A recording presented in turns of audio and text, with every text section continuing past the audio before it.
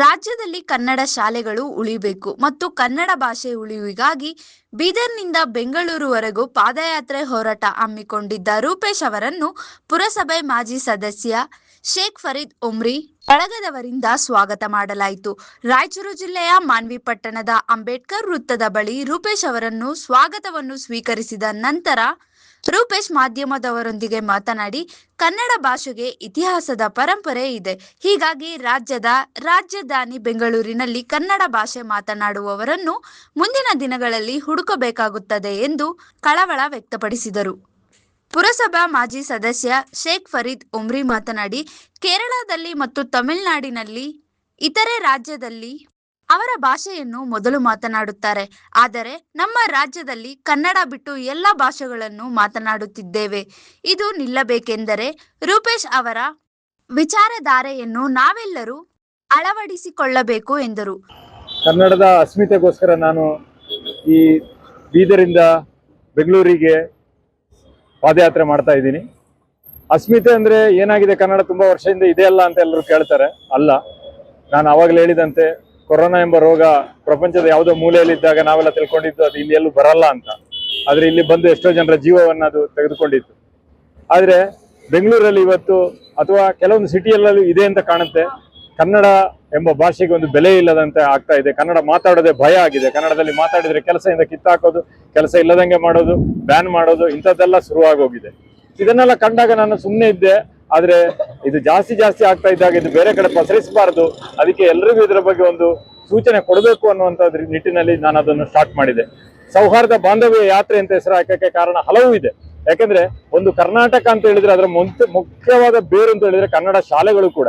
ಶಾಲೆಗಳಲ್ಲಿ ಟೀಚರ್ಸೇ ಇಲ್ಲ, ಇದ್ರೂ ಕೂಡ ಅವ್ರನ್ನ ಅದು ಇದು ಸೆನ್ಸಸ್ ಅದು ಅಂತ ಹೇಳಿ ಕಳಿಸ್ಬಿಟ್ಟು ಆ ಶಾಲೆಗೆ ಮಕ್ಕಳು ಬರದಂಗೆ ಮಾಡಾಕ್ತಾ ಇದ್ದಾರೆ. ಆದ್ರಿಂದ ಒಂದು ಶಾಲೆಯಲ್ಲಿ ಎಷ್ಟಿದೆಯೋ ಅಷ್ಟು ಟೀಚರ್ಸ್ ಅನ್ನ ಹಾಕ್ಬೇಕು. ಕೆಲವೊಂದು ಕಡೆ ನಾವು ನೋಡ್ತೀವಿ, KSRTC ಬಸ್ಸುಗಳಲ್ಲಿ ಹೊಸದಾಗಿ ಒಂದು ರೂಟ್ ಸ್ಟಾರ್ಟ್ ಆದ ಕೂಡಲೇ ಒಬ್ಬ ಕಂಡಕ್ಟರ್, ಡ್ರೈವರು 4 ಜನ ಇರ್ತಾರೆ ಅಷ್ಟೇ. ಆದ ಕೂಡಲೇ ನೆಕ್ಸ್ಟ್ ಡೇ ಅದನ್ನು ಕ್ಲೋಸ್ ಮಾಡಲ್ಲ, ಅಥವಾ ಅದರಲ್ಲಿ ಬರೀ ಡ್ರೈವರ್ ಮಾತ್ರ ಸಾಕು ಅಂತ ಹೇಳಿ ಮಾಡಲ್ಲ. ಅವ್ರು 1 ತಿಂಗಳಾಗುವಾಗ ಬಸ್ಸಲ್ಲಿ ಜನ ಭರ್ತಿಯಾಗಿ ಇನ್ನೊಂದು ಬಸ್ ಹಾಕೋ ಸ್ಥಿತಿಗೆ ಬರುತ್ತೆ. ಅದೇ ರೀತಿ ನಮ್ಮ ಇಲ್ಲೂ ಕೂಡ ಕನ್ನಡ ಶಾಲೆಗಳನ್ನು ಉಳಿಸಬೇಕು. ಎಲ್ಲಿ ತನಕ ಕನ್ನಡ ಶಾಲೆ ಇದೆಯೋ ಅಲ್ಲಿ ತನಕ ಕನ್ನಡದ ಬೇರುಗಳಿರುತ್ತೆ. ಯಾವಾಗ ಕನ್ನಡದ ಬೇರುಗಳು ಹೋಗುತ್ತೋ, ಅಂದ್ರೆ ಕನ್ನಡ ಶಾಲೆಗಳನ್ನು ನೀವು ಮುಚ್ಚುತ್ತೀರೋ, ಕನ್ನಡದ ಬೇರುಗಳು ಹೋದಂತೆ ಆಮೇಲೆ ಕನ್ನಡವನ್ನು ಕೇಳುವವರು ಯಾರು ಇರಲ್ಲ. ನಾವು ಈಗ ಕಂಡಂಗೆ ಕಂಪ್ಯೂಟರ್ ಸೈನ್ಸ್ ಅಂತ ಒಂದಿದೆ, ಅದಕ್ಕೆ ಬೇರೆ ಬೇರೆ ಲ್ಯಾಂಗ್ವೇಜ್ಗಳಿತ್ತು, ಕೋಬಾಲು, ಫೋರ್ಟ್ರಾನು, ಅದು ಇದು. ಈಗ C++ ಅಂತೇಳಿ ಎಲ್ಲೋ ತನಕ ಬಂದು ನಿಂತಿದೆ. ಇನ್ನು ಅವರಿಗೆ ಒಂದು ಸ್ಟೇಬಲ್ ಆದ ಲ್ಯಾಂಗ್ವೇಜ್ ಇಲ್ಲ. ಆದ್ರೆ ನಮ್ಮ ದೇಶಕ್ಕೆ, ಈ ಕರ್ನಾಟಕ ರಾಜ್ಯಕ್ಕೆ ಒಂದು ಲ್ಯಾಂಗ್ವೇಜ್ ಇದೆ. ಅದು ಎಷ್ಟು 1000 ವರ್ಷಗಳಿಂದ ಇದೆ. ಅದು ಸ್ಟೇಬಲ್, ಗಟ್ಟಿಯಾಗಿ ಇರಬೇಕು. ಎಲ್ಲಿ ತನಕ ಈ ಕನ್ನಡ ಭಾಷೆ ಗಟ್ಟಿಯಾಗಿರುತ್ತೋ ಅಲ್ಲಿ ತನಕ ಮಾತ್ರ ನಾವು ಕನ್ನಡಿಗರು ಗಟ್ಟಿಯಾಗಿರ್ತೇವೆ. ನಮ್ಮ ಶಬ್ದಗಳು ಕೇಳ್ತಾ ಇರುತ್ತೆ. ಅದು ಅಲ್ಲದೆ ಇನ್ನು ಕೆಲವು ವಿಷಯಗಳನ್ನು ನಾನು ಹೇಳಕ್ಕೆ ಇಷ್ಟಪಡೋದಂದ್ರೆ, ತುಂಬಾ ಬಹುರಾಷ್ಟ್ರೀಯ ಕಂಪನಿಗಳು ಬೆಂಗಳೂರಲ್ಲಿ ಬರ್ತಾ ಇದೆ. ಅವರಿಗೆ ಜಾಗೆ, ಜಲ, ವಿದ್ಯುತ್ ಎಲ್ಲ ಕೊಡ್ತಾ ಇದ್ದೀವಿ. ಅವಾಗ ನಮ್ಮ ಸರ್ಕಾರ ಏನ್ ಹೇಳ್ಬೇಕು, ಏನಾದ್ರೂ ಮಾಡಿ, ಆದ್ರೆ 80% ಕನ್ನಡಿಗರಿಗೆ ಕೊಟ್ಟು, ಅದು ಸ್ವೀಪರ್ ಆಗಿರ್ಬೋದು, ಮ್ಯಾನೇಜರ್ ಆಗಿರ್ಬೋದು, ಡೈರೆಕ್ಟರ್ ಆಗಿರ್ಬೋದು, ಯಾವುದೇ ಲೆವೆಲ್ ಇದು ಕೆಲಸ ಆಗಿರ್ಬೋದು, ಕನ್ನಡಿಗರಿಗೆ ಕೊಟ್ಟು ಬಾಕಿ 20% ನಿಮ್ಮ ಊರಿನ ಜನನ ಯಾವನಿಗಾದ್ರೂ ಕೊಡಿ ಅಂತ. ಕನ್ನಡದ ನೆಲ, ಜಲ ಮತ್ತು ಕನ್ನಡದ ರಕ್ಷಣೆಗಾಗಿ ಹೋರಾಡುತ್ತಿರುವಂತಹ ದಕ್ಷಿಣ ಕನ್ನಡದ ಪುತ್ತೂರಿನ ನಿವಾಸಿಗಳಾಗಿರುವಂತಹ ಪ್ರೊಫೆಸರ್ ರೂಪೇಶ್ ಅವರು ಬೀದರ್ನಿಂದ ಬರ್ತಾ ಇದ್ದೀನಿ, ಕಾಲ್ನಡಿಗೆಯಲ್ಲಿ ಇದ್ದೀನಿ, ತಾವುಗಳು ಭೇಟಿಯಾಗಬೇಕು ಅಂತ ಹೇಳಿದ್ರು. ಫೋನ್ ಮಾಡಿದ್ರು ಅವರು. ಸುಮಾರು ಅವರು ನೀರ್ಮಾನ್ವಿಯಿಂದ ದಾಟಿದ್ರು ಅವರು. ಫೋನ್ ಬಂದು ನನಗೆ. ಅವರಿಗೆ ನಮ್ಮ ಆತ್ಮೀಯರಾಗಿರುವಂತ ಒಬ್ಬ ಸಲ್ಮಾನ್ ಕಲ್ಲರ್ಪೆ ಅಂತಿದ್ದಾರೆ, ದಕ್ಷಿಣ ಕನ್ನಡದವರು, ಅವರಿಗೆ ನಂಬರ್ ಕೊಟ್ಟಿದ್ದಾರೆ. ಅವರು ಫೋನ್ ಮಾಡಿದಾಗ ನಾವು ಈಗಾಗಲೇ ನಮ್ಗೆ ಆತ್ಮೀಯರೆಲ್ಲರೂ ಯಾರ್ಯಾರಿದ್ದಾರೆ ಅಲ್ಲಿ ಫೋನ್ ಮಾಡಿ ಕರ್ಕೊಂಡಿನಿ. ಈಗಾಗಲೇ ಕನ್ನಡ ಪರ ಹೋರಾಟಗಾರರು ಮತ್ತು ಟಿಪ್ಪು ಸುಲ್ತಾನ್ ಅಧ್ಯಕ್ಷರು ಮತ್ತು ಇತರೆ ಎಲ್ಲರೂ ಇಲ್ಲಿ ಆಗಮಿಸಿ ಅವರಿಗೆ ನಾವು ಸ್ವಾಗತವನ್ನು ಬಯಸಿ ಅವರ ಒಂದು ಪಾದಯಾತ್ರೆಯನ್ನ ಯಶಸ್ವಿಗೊಳಿಸೋಣ ಅನ್ನುವಂಥ ನಿಟ್ಟಿನಲ್ಲಿ ಕೆಲಸ ಮಾಡಿದ್ದೀವಿ. ನೋಡಿ, ಇವತ್ತು ನಾವು ಹೇಳ್ಬೇಕಾದ್ರೆ ಕರ್ನಾಟಕದಲ್ಲಿ ಅವರು ಮಾಡುತ್ತಿರುವಂತ ಏನಿದು ಪಾದಯಾತ್ರೆ ಇದಲ್ಲ, ಕನ್ನಡಿಗರಿಗೆ ಕನ್ನಡ ರಕ್ಷಣೆ ಮಾಡುವ ಒಂದು ಜಾಗೃತಿ ಬರಬೇಕು. ಜೊತೆಗೆ ಕನ್ನಡಿಗರಿಗೆ ಇಲ್ಲಿ ಸೇವೆ ಮಾಡುವಂತ ಒಂದು ಅವಕಾಶ ಒದಗಿಸಬೇಕು. ನಾವು ನೋಡ್ತಾ ಇದೀವಿ, ಬೆಂಗಳೂರು ಇರ್ಬೋದು ಮತ್ತೆ ಅಥವಾ ವಾಣಿಜ್ಯ ನಗರಗಳಿರ್ಬೋದು, ಅಲ್ಲೆಲ್ಲ ನಾವು ನೋಡಿದಾಗ ಹೊರ ರಾಜ್ಯದ ಕಂಪನಿಗಳು ಬರ್ತಾ ಇವೆ. ಅವರಿಗೆ ಹೆಚ್ಚಿನ ಆದ್ಯತೆ ನೀಡಲಾಗುತ್ತಿದೆ, ಕನ್ನಡಿಗರಿಗೆ ಅವಕಾಶ ಸಿಗ್ತಾ ಇಲ್ಲ. ಅದೇ ರೀತಿಯಾಗಿ ನೋಡ್ಬೇಕಾದ್ರೆ ಯಾವುದೇ ಒಂದು ಕ್ಷೇತ್ರ ಇರಬಹುದು, ಇಲ್ಲಿ ಕನ್ನಡಿಗರಿಗೆ ಹಿನ್ನಡೆ ಆಗ್ತಾ ಇದೆ. ನಾವು ತಮಿಳ್ನಾಡಿಗೆ ಹೋದಾಗ ಅಲ್ಲಿ ಪ್ರತಿಯೊಬ್ಬ ತಮಿಳಲ್ಲೇ ಮಾತಾಡ್ತಾನೆ, ಬೇರೆ ಮಾತಾಡಲ್ಲ. ಕೇರಳಕ್ಕೆ ಹೋದಾಗ ಅಲ್ಲೂ ಸಹ ನಾವು ನೋಡ್ತೀವಿ ಮಲಯಾಳಂ ಮಾತಾಡ್ತಾರೆ, ಆದ್ರೆ ಬೇರೆ ಮಾತಾಡಲ್ಲ. ಆದ್ರೆ ಒಂದು ವಿಪರ್ಯಾಸ ಅಂತಂದ್ರೆ ನಮ್ಮ ಕರ್ನಾಟಕದಲ್ಲಿ ನಾವೆಲ್ಲ ಸಮಾಜದ ಮುಖಂಡರು ಅಥವಾ ತಮ್ಮ ತಮ್ಮ ಸಮಾಜದ ಮುಖಾಂತರ ಆಯಾ ಸಮುದಾಯದ ಭಾಷೆಗಳನ್ನು ನಾವು ಮಾತಾಡ್ತಾ ಇದೀವಿ. ಇದು ಸರಿಯಲ್ಲ. ಪ್ರತಿಯೊಬ್ಬರು ಕನ್ನಡ ಕಲಿಬೇಕು ಅನ್ನುವಂಥದ್ದು ನಮ್ಮ ಒಂದು ಉದ್ದೇಶ. ಮತ್ತು ಪ್ರತಿಯೊಬ್ಬ ನಾಗರಿಕರಿಗೂ ಕನ್ನಡಿಗರಿಗೂ ಮಾತೃಭಾಷೆ ಕನ್ನಡವನ್ನಾಗಿ ಮಾಡ್ಕೋಬೇಕು ಅನ್ನುವಂಥದ್ದು ನಾನು ಹೇಳಲಿಕ್ಕೆ ಇಷ್ಟಪಡ್ತಾ ಇದ್ದೀನಿ. ಬೀದರ್ನಿಂದ ಮಾನ್ವಿ ನಗರಕ್ಕೆ ಪಾದಯಾತ್ರೆ ಮುಖಾಂತರ ಆಗಮಿಸಿರ್ತಕ್ಕಂಥ ಸನ್ಮಾನ್ಯ ಶ್ರೀ ರೂಪೇಶ್ ಸಾಹೇಬರಿಗೆ ನಾನು ಈ ಮಾನ್ವಿಯ ಎಲ್ಲ ಜನತೆ ಪರವಾಗಿ ನಾನು ಸ್ವಾಗತವನ್ನು ಕೋರುತ್ತೇನೆ.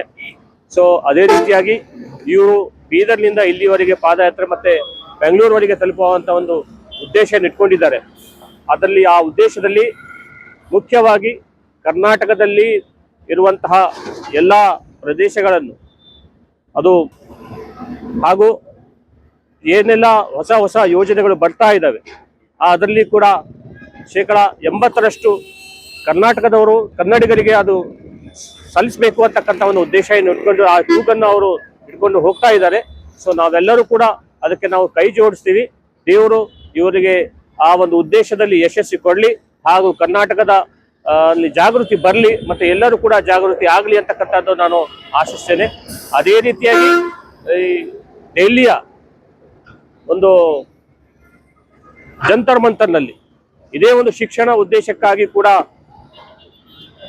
ಉಪವಾಸ ಸತ್ಯಾಗ್ರಹ ನಡೀತಾ ಇದೆ. ಇಲ್ಲಿಗೆ 19 ದಿನ ನಡೀತಾ ಇದೆ. ನಾಳೆ 20ನೇ ತಾರೀಕಿಗೂ ಕೂಡ ಅಲ್ಲಿ ಒಂದು ಬೃಹತ್ ಆದಂತಕ್ಕಂಥ ಒಂದು ಪ್ರತಿಭಟನೆ ಈ ಒಂದು ನೀಟ್ ಬಗ್ಗೆ ಆಗಿರ್ತಕ್ಕಂತಹ ಒಂದು ಏನು ಅನ್ಯಾಯ ಆಗಿದೆ ಅದರ ವಿರುದ್ಧ ಕೂಡ ಅಲ್ಲಿ ಆ ಒಂದು ಜಾಗೃತಿ ಆಗ್ತಾ ಇದೆ. ನಮ್ಮೆಲ್ಲರೂ ಕೂಡ ಇಡೀ ಕರ್ನಾಟಕದಲ್ಲಿ ಮತ್ತೆ ಭಾರತದಲ್ಲಿ ಶಿಕ್ಷಣಕ್ಕಾಗಿ ಏನೆಲ್ಲ ಜಾಗೃತಿಗಳು ಆಗ್ಬೇಕು, ಜಾಗೃತಿ ಆದ್ರೆ ಮಾತ್ರ ಅಭಿವೃದ್ಧಿ ಆಗ್ಲಿಕ್ಕೆ ಸಾಧ್ಯ. ಇಲ್ಲ ಅಂದ್ರೆ ನಾವು ನೋಡ್ತಾ ಇದ್ದೀವಿ ಪ್ರತಿಯೊಂದರಲ್ಲೂ ಕೂಡ ಕಳಪೆಗಾರಿಕೆ, ಪ್ರತಿಯೊಂದು ಅನ್ಯಾಯ, ಭ್ರಷ್ಟಾಚಾರ ಇದೆಲ್ಲ ತುಳುಕ್ತಾ ಇದೆ. ಇದನ್ನ ಮುಟ್ಸ್ಬೇಕು, ಇದನ್ನ ತೆಗೆದುಹಾಕ್ಬೇಕು ಅಂತಂದ್ರೆ ಎಲ್ಲಾ ನಮ್ಮ ಕರ್ನಾಟಕದ ಯುವಕರು ಮತ್ತು ಹಿತೈಷಿಗಳು ಇದರ ಬಗ್ಗೆ ಧ್ವನಿ ಎತ್ತಬೇಕು. ನಾವೆಲ್ಲ ಕೂಡ ನಿಮ್ ಜೊತೆ ಇದೀವಿ ಅಂತಕ್ಕಂಥ ಒಂದು ಮಾತನ್ನು ಹೇಳುತ್ತಾ ತಮಗೆ ಶುಭವಾಗಲಿ, ನಿಮ್ಮ ಒಂದು ಉದ್ದೇಶದಲ್ಲಿ ದೇವರು ಜಯ ಕೊಡಲಿ ಅಂತ ವರದಿ ಶಫೀಕ್ ಹುಸೇನ್, ಮಾನವಿ. ಅಂತ ಹೇಳ್ತೇನೆ. ಜೈ ಹಿಂದ್, ಜೈ. ಮೆಂಡು ನ್ಯೂಸ್ ನೆಟ್ವರ್ಕ್, ಸತ್ಯದ ಕನ್ನಡಿ.